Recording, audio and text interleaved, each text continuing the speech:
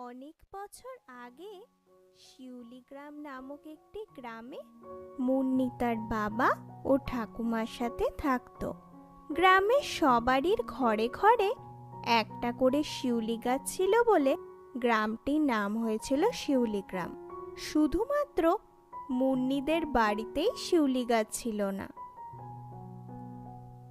এই, মনে হচ্ছে মুন্নি ঠাকুমা আসছে রে। চল চল, পালাই পালাই। অত ছাড়া ছেলের দল আবার আমার উঠোনে শিউলি গাছ লাগিয়ে দিয়েছে। নিজেদের বাড়িতে লাগিয়েছিস, থাক না বাপু, না আমার উঠোনেই মুখ পোড়াদেরকে শিউলি গাছ লাগাতে হবে। যত সব। ও ঠাম্মা, তুমি আমাদের বাড়িতে শিউলি গাছ লাগাও না কেন বলো তো? সবাই তো শিউলি গাছের চারা পুঁতে দিয়ে যায়, আর তুমি তুলে তুলে ফেলে দাও। তা আমি এখন বলতে পারবো না। তুই যা তো এখান থেকে, আর আমার মাথা খাস না। যা বাবা, আমি আবার কি দোষ করলাম? ঠাম্মা কেন যে শিউলি গাছ লাগাতে দেয় না কে জানে। এরকম ভাবে দিন যেতে লাগলো। একদিন মুন্নির দুয়ারে এক মহিলা শিউলি ফুলের চারা বিক্রি করতে এলো। শিউলি ফুলের চারা নেবে গো?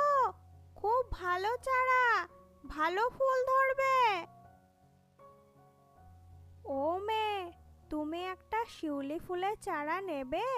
সারা গ্রামে সবার বাড়িতেই তো শিউলি গাছ রয়েছে, তাই একটাও শিউলি ফুলের চারা বিক্রি হয়নি। তোমাদের বাড়িতে তো একটাও শিউলি গাছ নেই, তুমি নাও না। কিন্তু ঠাম্মা যে শিউলি ফুল একদম পছন্দ করে না। এখন ঠাম্মা তার মেয়ের বাড়ি গিয়েছে, ফিরে এসে যদি দেখে যে শিউলি গাছ রয়েছে তাহলে তো ভীষণ রেগে যাবে। এই ফুল একেবারে আলাদা, তুমি একবার নিয়ে দেখো, দেখবে এরপর থেকে তোমার ঠাম্মা আর শিউলি ফুল অপছন্দ করবে না। ঠিক আছে, দাও। মুন্নি মহিলাটির কাছ থেকে শিউলি চারা নিয়ে উঠোনের এক কোণায় যত্ন করে লাগিয়ে দিল। এরপর সে গাছটা দেখাশোনা করে তিল তিল করে বড় করলো তাকে। কিন্তু গাছটাতে সাদা ফুলের বদলে ফুটলো লাল ফুল। এ কি, সারা গ্রামে সবার শিউলি গাছে তো সাদা ফুল ফোটে, শুধুমাত্র আমাদের গাছটায় লাল ফুল ফুটছে, কি ব্যাপার? মুন্নি এ নিয়ে যখন ভাবছিল তখন সেই মহিলাটা আবার এলো তার কাছে। ও মেয়ে, তুমি দাঁড়িয়ে দাঁড়িয়ে কি ভাবছো? আরে, তুমি এখানে? হ্যাঁ, পাশ দিয়ে পেরিয়ে যাচ্ছিলাম, দেখলাম তুমি ফুল না তুলে চুপচাপ দাঁড়িয়ে আছো।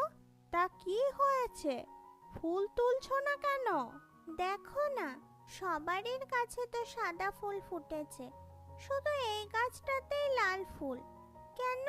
ও, এই ব্যাপার। তুমি একবার ফুলগুলো তোলো, তাহলেই সব বুঝতে পারবে। এবার আমি আসি।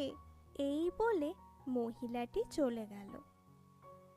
মহিলাটি যেতেই মুন্নি গাছ থেকে ফুল পারল, কিন্তু অবাক কাণ্ড, ফুলটা হাতে দিতেই তা সোনার ফুলে পরিণত হলো। আরে, এই যে সত্যিই অবিশ্বাস্য কাণ্ড!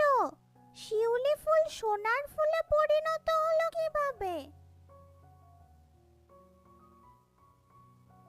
যেহেতু মুন্নিরা খুবই দরিদ্র ছিল, তাই এই সোনার শিউলি ফুল পেয়ে তাদের অবস্থা কিছুটা সচ্ছল হলো। কিন্তু সেদিন মুন্নির ঠাম্মা বাড়িতে এসে শিউলি গাছটাকে দেখতে পেয়ে তো তেলে বেগুনে জ্বলে উঠল। এখানে কে শিউলি গাছ লাগিয়েছে? হ্যাঁ, মেয়ে অসুস্থ ছিল বলে আমি কম আসছিলাম না, তার মধ্যে এ কাণ্ড ঘটে গেছে। কে লাগিয়েছিস? আমি লাগিয়েছি। ঠাম্মা, আজ তোমাকে বলতেই হবে, কেন তুমি এই গাছ লাগাতে বারণ করো? কি হলো বলো? মুন্নির কথা শুনে ঠাম্মার রাগ কিছুটা শান্ত হলো। সে নম্র হয়ে বলল, জানিস, তোর মা শিউলি পছন্দ করত। সে যত্ন করে একটা শিউলি গাছ লাগিয়েছিল, কিন্তু সেদিন যখন সে প্রথম গাছের ফুল তুলতে গেল, তখন একটা সাপের কামড়ে সে মারা গেল। সেই থেকে আমি শিউলি ফুল একদম পছন্দ করি না। জানিস, তোর মা গৃহলক্ষ্মী ছিল, তাই তার মারা যাওয়ার পর থেকেই আমাদের অভাব অনটন শুরু হয়। কিন্তু বুড়িমা, আমি যদি বলি সেদিন তোমার বৌমা একটা বিষাক্ত পোকার জন্য মারা গিয়েছিল, কোনো সাপের কামড়ে নয়। তুমি? হ্যাঁ বুড়িমা, তোমার বৌমার মতো আমারও খুব শিউলি ফুল ভালো লাগতো, তাই সেদিন তোমাদের বাড়ি আমি এসেছিলাম, কিন্তু কাউকে কামড়াতে নয়, ফুলের গন্ধ শুঁকতে। কিন্তু একটা বিষাক্ত পোকা তোমার বৌমাকে কামড়ে দেয়, আর তুমি আমায় দোষ দিতে থাকো। মানে কি বলছো? কে তুমি? ঠাম্মার এ কথা বলাতেই মহিলাটি এক ইচ্ছাধারী নাগিনে পরিণত হলো। আমি এক ইচ্ছাধারী সর্প। আমার জন্য তোমার বৌমার কোনো ক্ষতি হয়নি। এতদিন তুমি একটা ভুল ধারণার জন্যই শিউলি গাছ লাগাতে চাইছিলে না, তাই এই ভুল ধারণা মেটাতে আমি এখানে এলাম। তোমার বৌমাকে তো আমি ফিরিয়ে দিতে পারবো না, কিন্তু আমি কথা দিচ্ছি, যতবার মুন্নি এই শিউলি গাছ থেকে শিউলি ফুল তুলবে, ততবার তোমরা সোনার শিউলি পাবে। তোমাদের আজ থেকে আর কোনো অভাব অনটন থাকবে না।